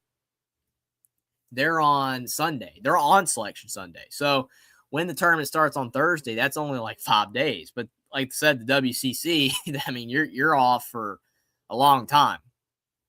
So it's crazy. Gonzaga's WCC dominance. Pepperdine, they've beaten Pepperdine 51 times. They've beaten San Francisco 35 times in a row, both in a row. San Diego 20 times in a row. Santa Clara won 53 of 57. Loyola Marymount 35 of 37. Portland, they're 47-3 all time. And Pacific, 23-0 all time. And St. Mary's accounts for 42% of the Zags WCC losses. And I'm sure BYU accounted for a few of those as well. But yeah, Gonzaga has owned this conference. And I'm pretty sure, I mean, as long as Mark Few is at Gonzaga, I would assume that they're going to end up dominating the Pac-12 as well. Because Pac-12 is not going to be strong. It's going to be like the Mountain West. So it's not the strongest league. I really thought Gonzaga would consider going to the Big 12, but I don't know if they're looking at life after Mark Few. Like, hey, without Mark Few, would they get worse? And then they're not going to be able to compete. I don't know. Or is it because of, like, their school size? Would it not be a good fit? I don't know. But definitely, I still think they can dominate the Pac-12. They'll make more money in the Pac-12. I mean, I think they're doing good because, I mean, they got a dedicated fan base, and Few's done a good job getting players to go out there despite limitations, but still. It's just a really interesting thing to think about, like, after Mark Few, like, how they're going to be as a program. But I think as long as he's there, I mean, they're still going to be very relevant. Yeah, Paulus Marakis, shooting on the season, 49% for the field. He's 0 of 6 tonight. I feel like if St. Mary's can't get him going, they're not going to be able to win. They're up right now, but, I mean, he's off big time. There's 11-11 left in this game, and Gonzaga knocked down 2 free throws on the last trip. St. Mary's missed on the other end. Now Gonzaga's got the ball, and they're going to have an inbounds pass to try to at least tie or take the lead. But, yeah, it's been the 3 big stars for St. Mary's have been Lewis and Dent and that other shooter, and they've been really good. But now Gonzaga inbounds pass. Tyon Grant Foster with 10 points and 5 boards. He has a slam dunk, beautiful out of bounds pass, and we got a tie game. St. Mary's fans starting to look a little nervous and anxious in the stands. They need a big shot here. Can Dent give it to him? Kicks to Mikey Lewis. Step back 3 for Lewis. It's off the mark. Rebound for the Gales. Kicks it back to Mikey Lewis, and it's good. Mikey Lewis is not going to keep missing, man. He's on fire tonight. He's got 20 points, 4 of 9 from 3, picking up the slack of Paulus Marakis, their best player, who is struggling tonight. Big shot. It looks like this game's going to go down to the wire. Adam Miller off a screen. Misses the shot. St. Mary's with the board. You can't ask for a much better look than what Adam Miller just got on that floater. Couldn't get it to go. 10-12 left in this game. Kicks over to Marakis, over to Mikey Lewis. You got Dent in the corner. St. Mary's kicks it down low on the block. Good pass to Marakis, and he gets it to go. 4 points now for Marakis. First field goal of the game. That's huge for the Gales. 49-44. Kick out to EK. He thought about the 3, then decides to take it. It's off the mark. Mikey Lewis with the board. I'm not saying danger time for Gonzaga, but this is big for St. Mary's if they can take advantage here. St. Mary's loses the ball out of bounds. I don't know who it's off of. I think it's Gonzaga, but, man, St. Mary's starting to hustle. It's crazy because usually St. Mary's is such a slow team, like, offensively, but they're really pushing it down the floor. Gonzaga looks a bit rattled.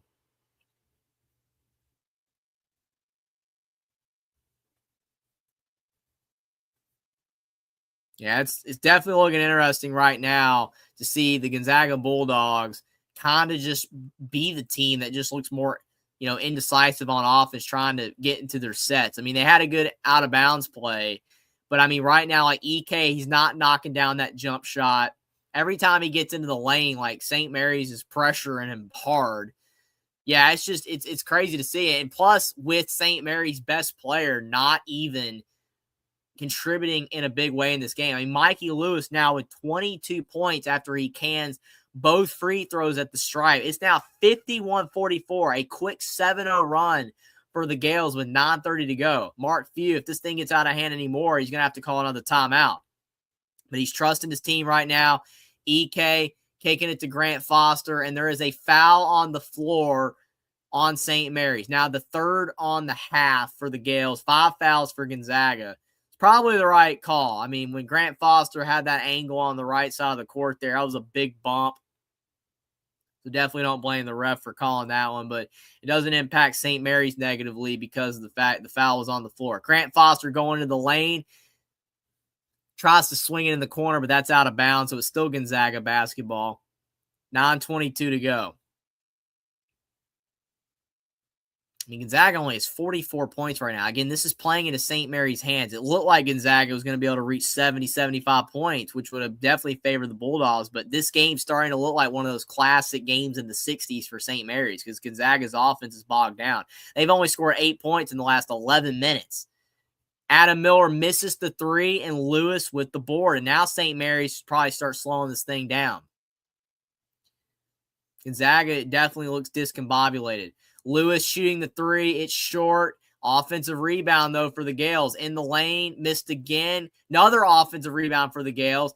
In the corner for Maracas, and he knocks it down. 10-point lead for St. Mary's. And just like that, 10-0 run for the Gales, and Mark Few is left wondering what is going on. I got to talk it over with my guys. There is a timeout, and Moraga is rocking right now.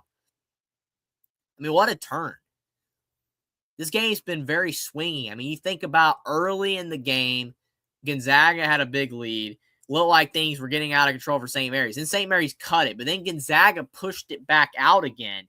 And then now it's completely going in the other direction. St. Mary's now with a 10-point lead out of nowhere, knocking down shots. And now they've got their best player, who I said earlier needed to get going.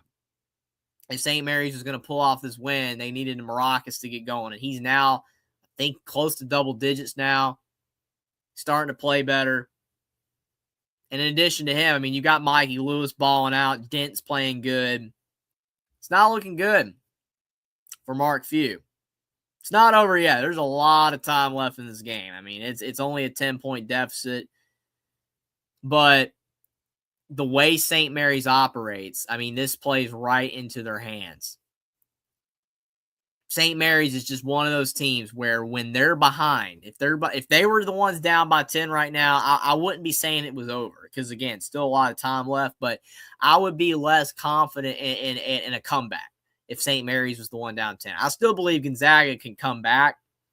Still enough time.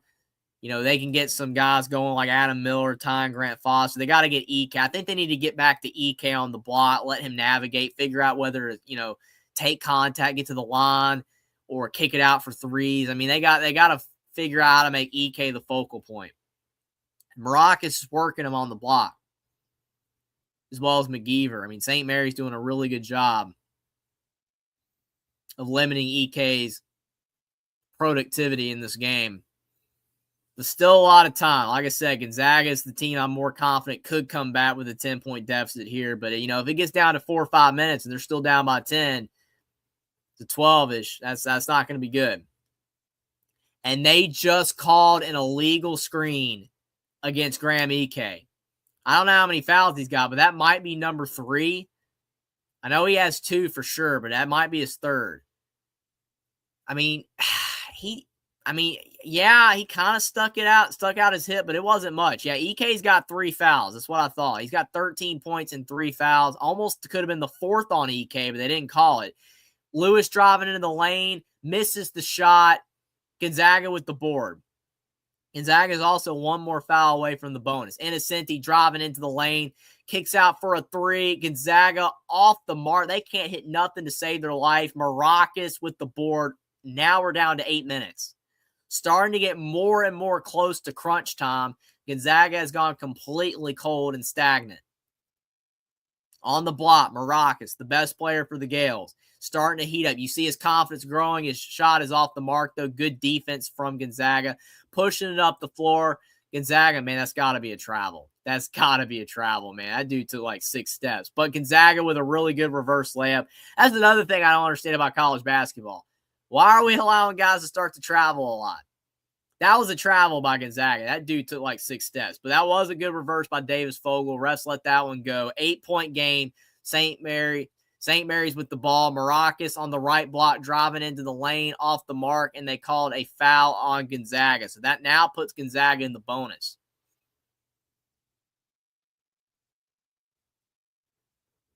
Now we're at the under 8 timeout. Gonzaga trying to hold on.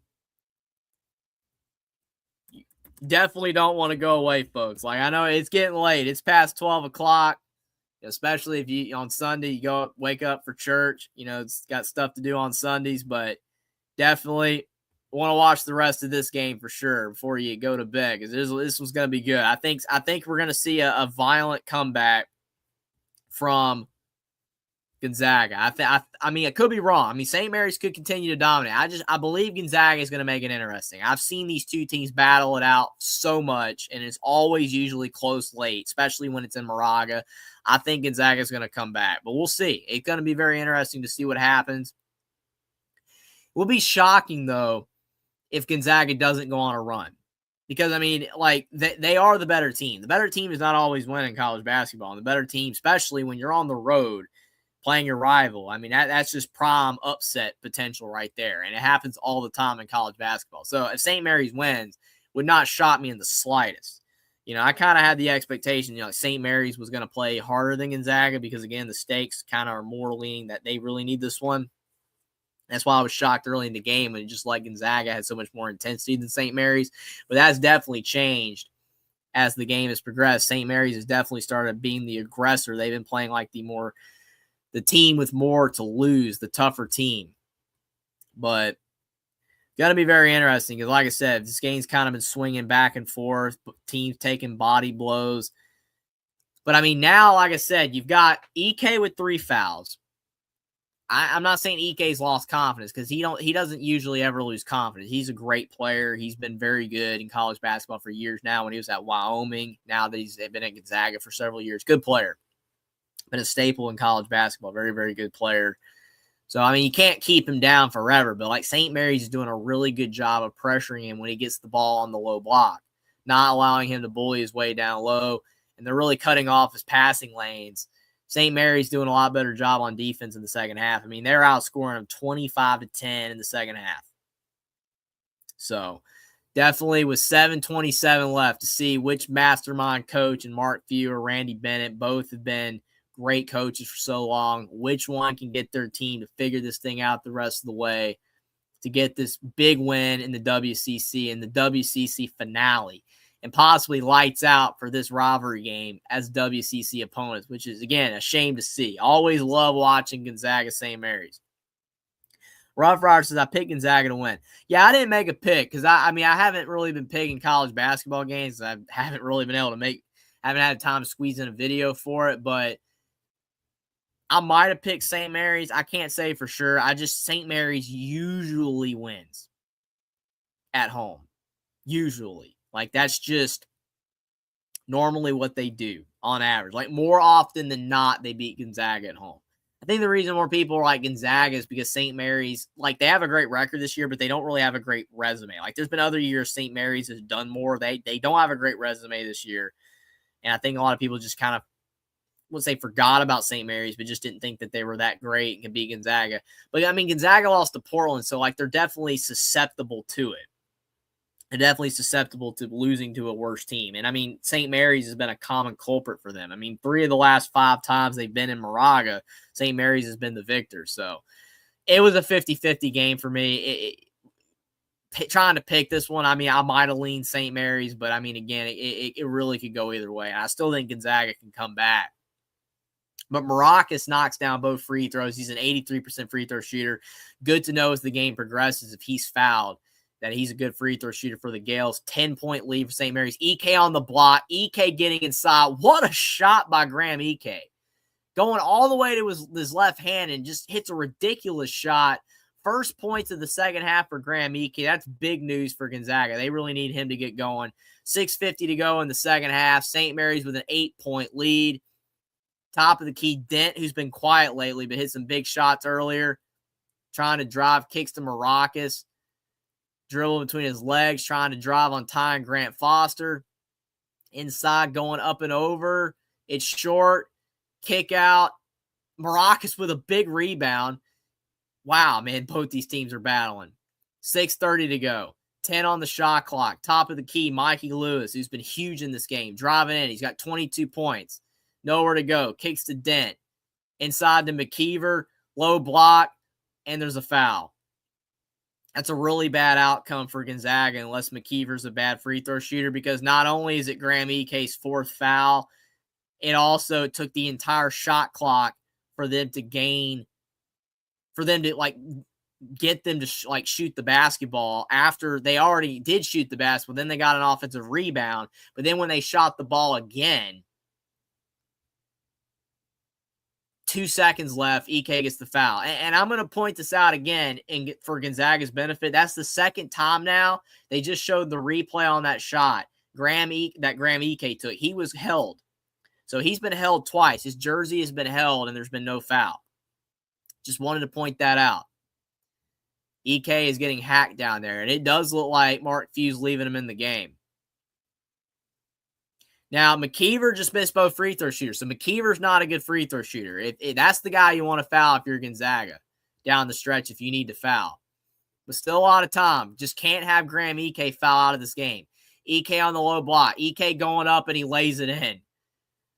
Man, Ike's starting to heat up. That's really good news for Gonzaga. This thing's starting to get tight again. 56-50, 5:50 to go. Dent, top of the key. Kicks over to Mikey Lewis. Maracas setting kind of a half screen. I don't even know what you want to say because both teams faded off of it. Lewis kicks to Maracas on the right block to McKeever down low. He misses. Tips it back in a third time, and it finally goes, man. McKeever had a big advantage there. Should have hit the first one, but he finally got it to go in. 58-50, 5:20 to go in the second half. Bulldogs got to go. Grant Foster, turnaround jumper, and it's in and out. And Maracas has the board. A score here would be massive for St. Mary's. Dent, top of the key. Kicks to Lewis, who's been on fire. Lewis, off the screen, kicks to Dent for three, and it's good.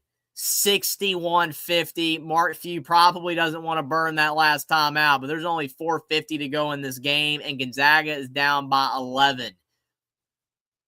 Largest lead of the game for either team. Vogel, top of the key. Kicks to Ike. Settles for the jumper, and it's off, in and out. Gonzaga's had a lot of shots go in and out. Vogel with the rebound, up and over, misses, gets the ball back. All ball, and they're calling it off of Gonzaga. 4:35 to go. Shaw with an incredible defensive play. I don't know how he did that without fouling, but that's very impressive. And that crowd's going nuts.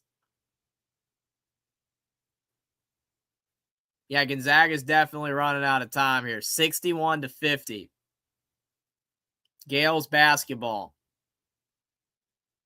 Dent bringing it up the floor.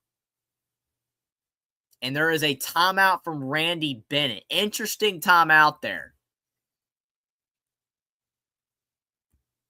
I'm not questioning Randy Bennett because he knows what he's doing. But that is an interesting timeout because Gonzaga does not have any momentum. And now you're giving Mark Few time to talk with his team. Not him not having to burn a timeout because he only has one left and he doesn't want to use that last one. But that's really interesting. Maybe Randy Bennett's wanting to settle his team down and say, like, hey, we're up by 11. We can't blow this thing. We just got to keep playing our game. Like, don't worry about, just play our game. Maybe that's what it is, but it's just an interesting timeout. You don't normally see coaches call a timeout when their team has all the advantage. That's weird. That is definitely strange.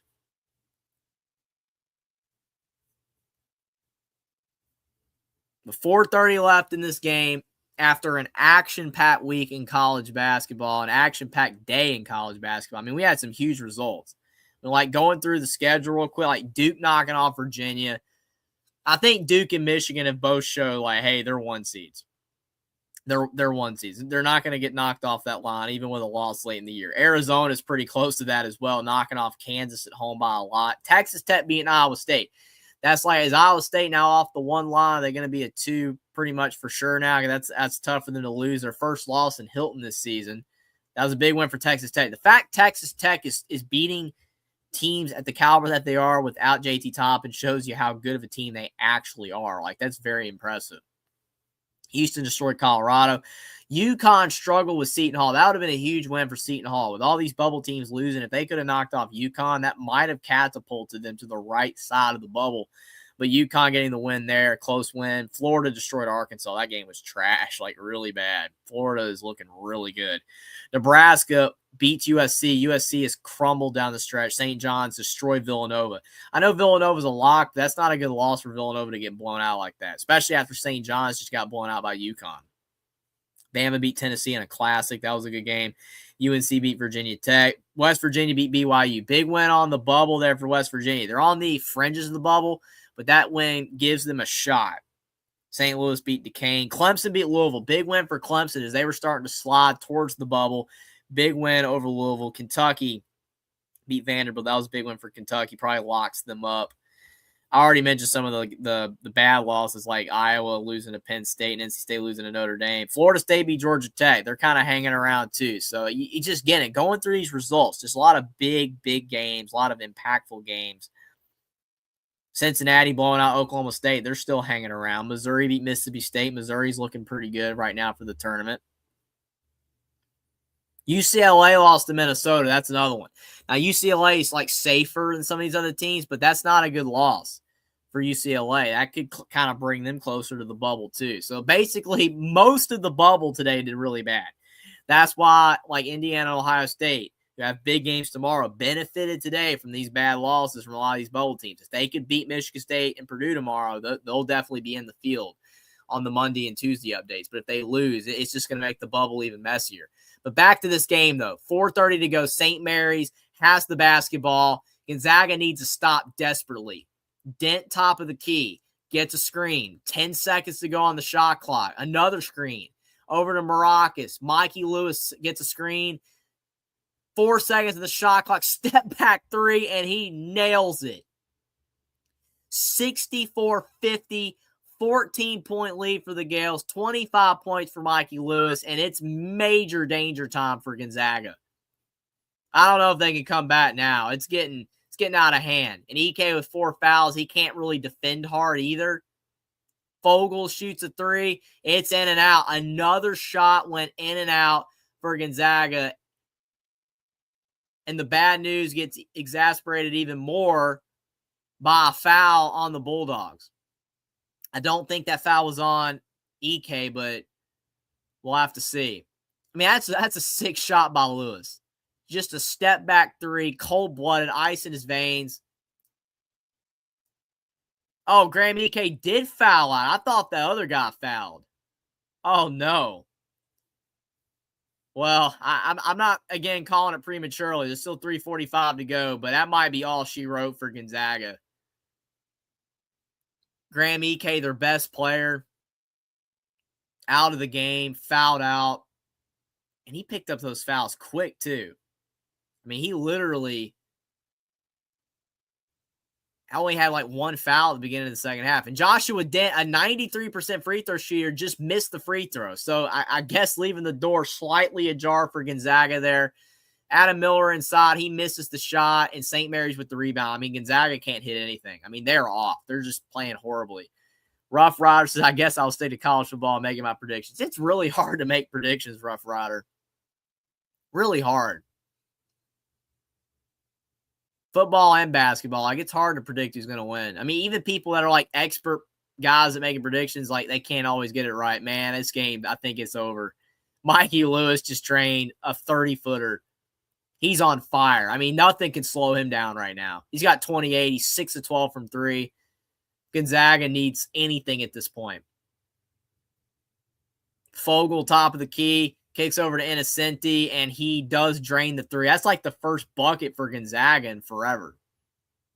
Is that timeout, Gonzaga? Yeah, Mark Few's burning that last timeout. As I guess like the last chance for Gonzaga at all in this game. Like he's just calling timeout. Like, hey, we just got to play our game for the last 2:48. Hope we have a shot. But I think this game's over. I mean, as long as St. Mary's takes care of the ball, uses the shot clock, and makes free throws, if Gonzaga chooses to foul, which they probably have to. They'll be fine. Dent did just miss a free throw, but Mikey Lewis has been the star tonight.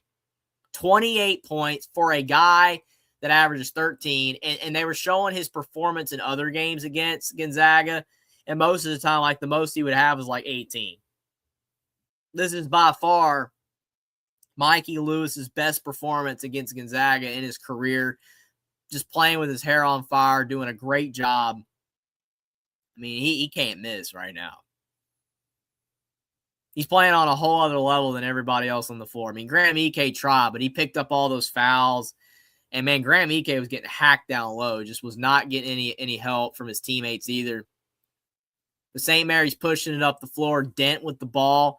Again, if you're St. Mary's, you just got to make free throws. And if Gonzaga's not going to foul, just take care of the ball because eventually they're going to run out of time. Dent, top of the key. Gonzaga's not fouling. 2:30 to go.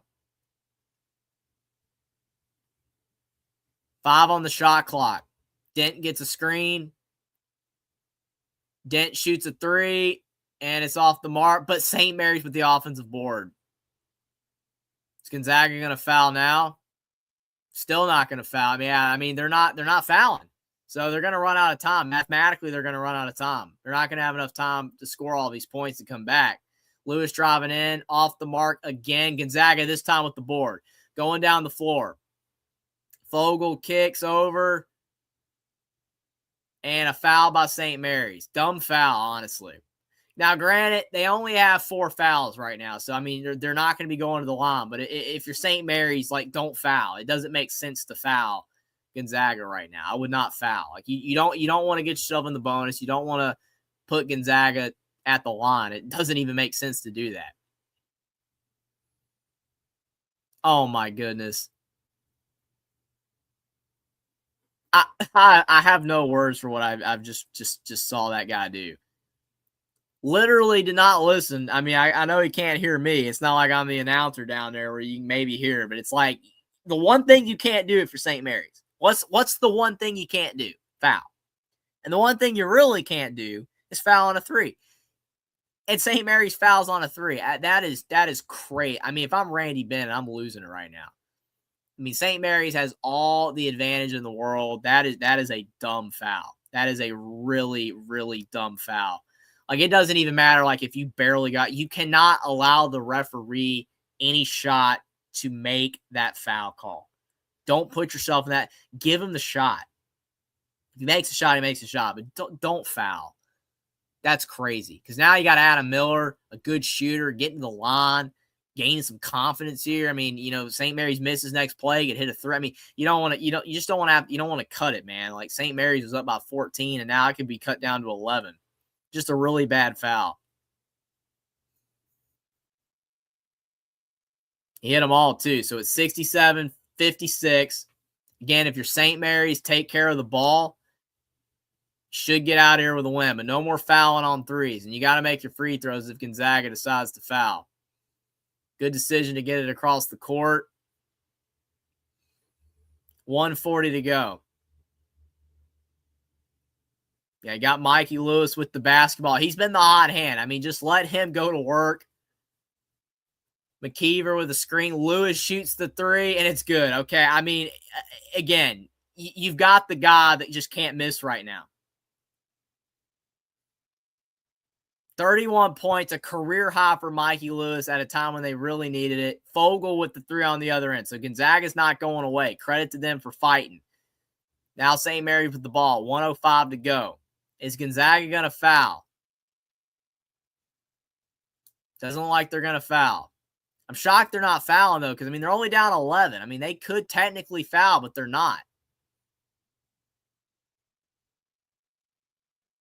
Only 10 seconds of the shot. They're just letting the game go by not fouling.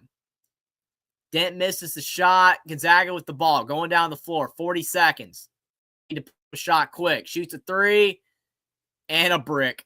And a brick. Right in the wedgie between the glass and the rim. Gonzaga has the arrow. So 38 seconds are left. Now, Sports Talk with All says now we can see St. Mary versus Gonzaga one more time if they both make the WCC Conference Championship game. That's true. You're right. We could see it one more time. It's just like this is the regular season. This is the one in Moraga, though. Like same thing with if it was in Spokane, final time. That having it in the WCC Conference Championship game, it's still special and cool. Like final time as conference opponents, but it's not the same when it's on campus for either Spokane or Moraga. But yeah, we could see it one more time, and I hope we do. I hope we do see both teams play in the championship game. Rough Rider says a good point. I absolutely agree with that. Innocenti shoots the three. It's off the mark. St. Mary's doesn't get the rebound. Who's it off of? And they're saying it's off of the Gales. 33 seconds left. I mean, it's pretty much over. I mean, Gonzaga would have to go on a crazy string of shots here in the next 30 seconds. Mark Few's been arguing with the refs all game. I mean, I definitely think he was mad about EK getting held a couple of times that it wasn't called.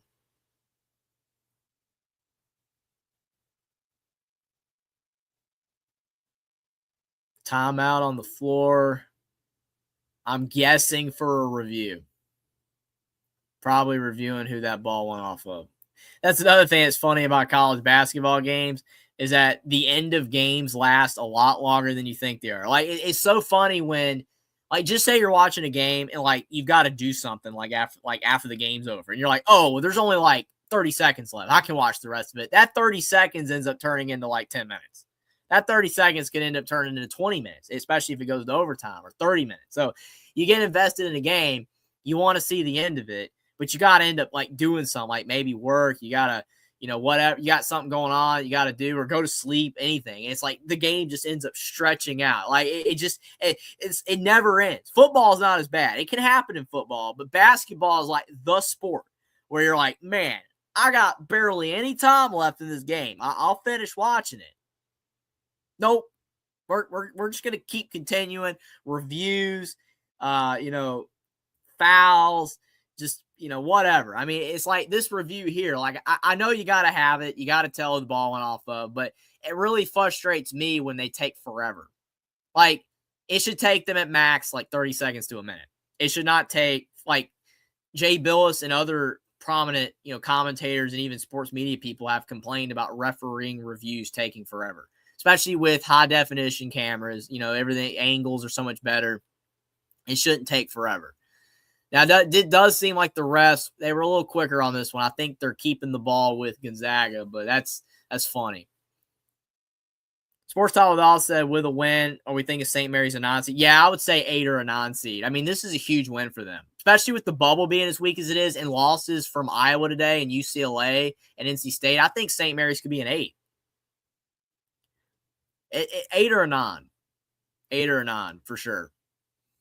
But I think that's it. I don't think this game's stretching out any longer because Gonzaga's letting it go. St. Mary's going to dribble this thing out. What a game by the Gales. What a game. I'm blown away that they shut down Gonzaga like they did. I thought they had a shot to win. But, man, Gonzaga really sold in the second half. Terrible performance from Gonzaga in the second half. Tough way to go out in the regular season for the Bulldogs. But they're going to make the tournament regardless. Now St. Mary's is locked to make the tournament for sure. Very excited to see what happens. Great day of college basketball. Excited to do my first live play-by-play reaction in over a year and a half. I appreciate you guys for being here for it. Appreciate the Kane the Diesel Freak for all the $5 super chats earlier in the show. Appreciate the support. I appreciate you, Rough Rider, for being here. Austin. Which of these would be the worst? Some of the others that were in the chat, like Jackson as well. Pit Snipe Husker.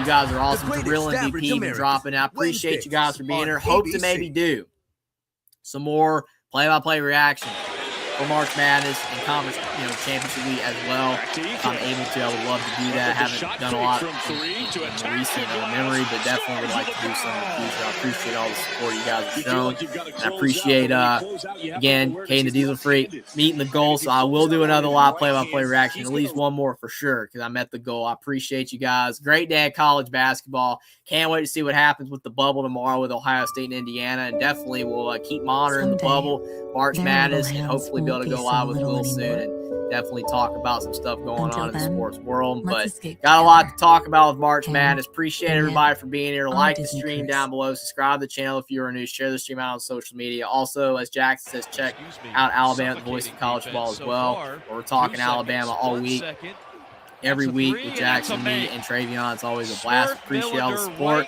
Congrats to St. Mary's as the swan song for Gonzaga in the WCC. Looks like it's going to end. Hopefully this rivalry doesn't end, but it's because it's always so great. I've had so many memories with this game, and glad I was able to do this live stream tonight. And appreciate you guys for being here, and I hope you guys have a great night. On to March, man. On to March.